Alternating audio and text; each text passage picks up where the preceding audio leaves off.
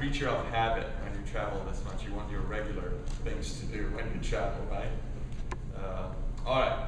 For those of you who haven't met me yet, my name is Ohan Antebian, and I've heard all of the variations, so no worries towards the end if it becomes Yanni, if it becomes John, or any of those variations, which all mean the same. It's Ohan, so I won't be offended for the most part.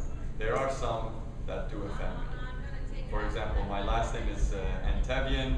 I was called Antebian once. That offended me because I do not want to put people to sleep. All right, I'm with the REALTORS Property Resource, and which is a subsidiary of the National Association of Realtors, formed recently in November. Before that, the entity, the project, was a thought process that existed. It just got formalized in November. So I want to give you first a brief history about it, on how we got here. Then we'll do a quick demo of the platform, what we have so far, and some of the concepts that we're toying with, playing with, and we're going to define better. And then at the end, we'll discuss where we're heading and do Q&A. That's kind of the process we'll go through. So here's the history, and I can tell you guys love history. So we're gonna go through this quickly. Several years ago, the National Association of Realtors identified that there's a need for creating a national database that's parcel-centric, that aggregates approximately all 147 million records in the United States and put it all in one database and layered them, those parcel records, with all relevant data to that parcel and make it available to its members as a member benefit and present that data in a way that's meaningful in your day-to-day use. That's kind of the core of the project, and that's how it started. Now, since then, it evolved and it took a lot of different shape, and I'll bring you to more recent history and how we got here then. Approximately 2 years ago or so, NAR said, we want to get serious about this. They created a committee, and the chairman of that committee was Dale Ross. Some of you know Dale Ross, who is now the CEO of RPR. Dale Ross has been involved in NAR for a long time, but is probably most known for in the Northeast for co-founding MRIS, which is the largest MLS in the US. So he's the co-founder of that, and he continues to be a broker in the Washington, D.C. area of 6 offices, and always been kind of involved. So it was the chairman of that committee, and they started getting very serious about it. Said, maybe step one, we should create a platform, the UI. How would this look like? Let's create that and start from that point forward. So they asked Move, the operator of Realtor.com, to go ahead and build that user interface, that platform, that website that this information would be accessed through. Move went ahead and built a model and took it to certain markets, approximately 12 markets, I believe, and they tested that user interface. They came back with a lot of positive feedback that yes, this is definitely something that could benefit us in the field, in our day-to-day practices.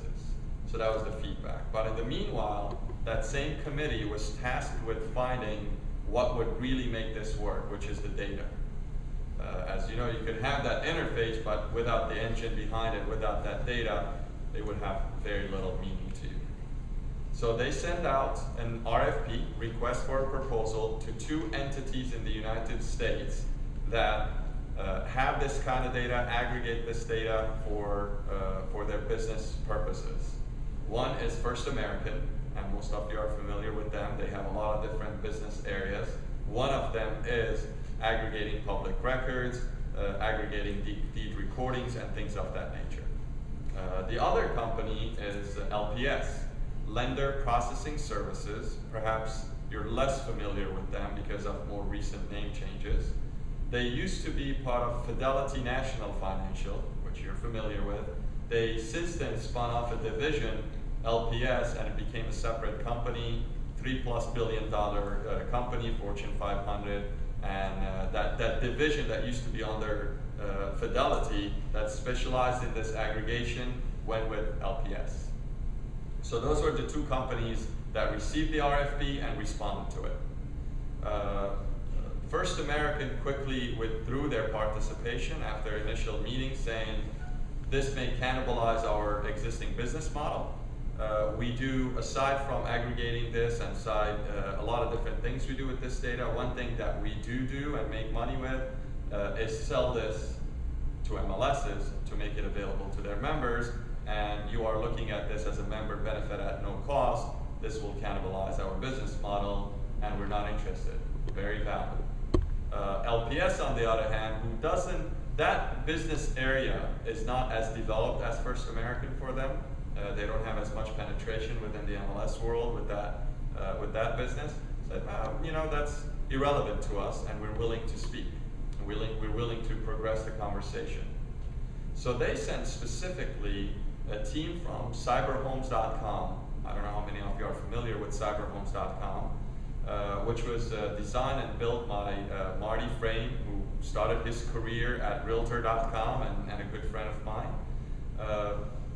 So he went out to NAR and presented a complete solution. Said, okay, you're looking for the data, great, we can bring that to the table.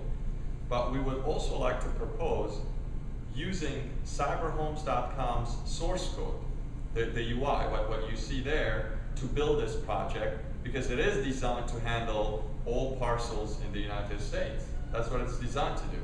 The only difference being it's a public website today. You can easily take that out, put it behind a login, and it becomes a member benefit. You know, it becomes more of a Realtor benefit, not a public website. That's two.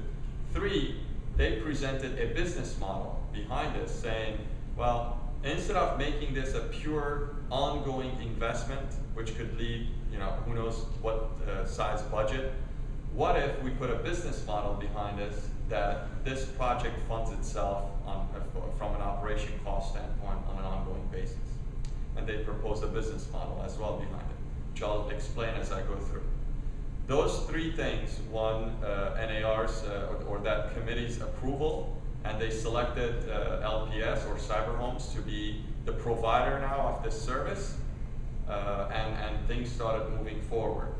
In that process, Move was notified that they are no longer involved in this project, and they would be, you know, that this would be purely just a different kind of a project, and an entity wholly owned by NAR would be created to manage this process, as opposed to sending it outside to a company that's, you know, that has shareholders and their own board of directors. So RPR was created, Realtors Property Resource LLC. All agreements, everything was signed on November 5th, I believe. November 6th, we made the announcement. November 10th, we were out at the NAR Annual in San Diego speaking and presenting it. But I guess it's worthwhile to clarify one thing. The relationship with LPS now is of a vendor relationship. They are a vendor to us. They are not a partner. They are not an owner. They simply provide services that we need instead of us creating it, and that's a lot of investments on data aggregation and things like that. So going that route, they already have it in existence. It's a typical vendor outsourcing agreement that we have.